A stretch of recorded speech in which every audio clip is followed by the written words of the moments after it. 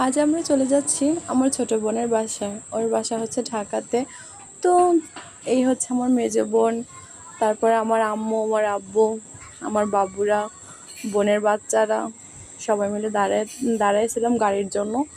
তো এই তো ওয়েট করতেছিলাম, গাড়ি চলে আসলো, এখন আমরা যাচ্ছি।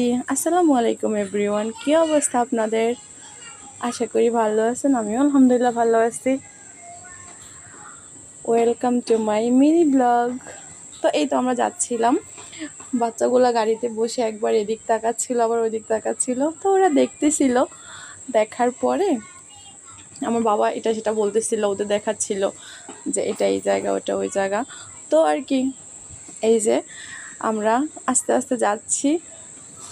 তো যাওয়ার পর এই যে আমি আবার একটু এখানে একটু হাতটা বের করলাম, আবার আমার সাইফ বাবু আমাকে দেখে সেও নাকি হাত বের করবে।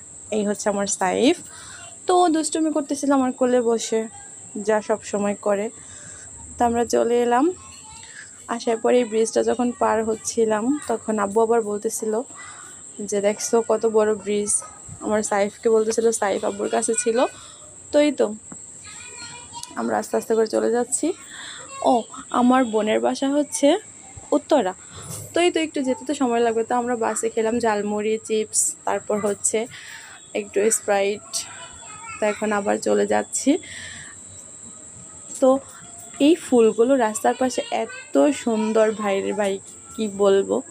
তো ফাইনালি চলে এলাম। এই যে বাবুটা, এটা আমার ছোটো বোনের বাবু। মাশাআল্লাহ মাশাআল্লাহ।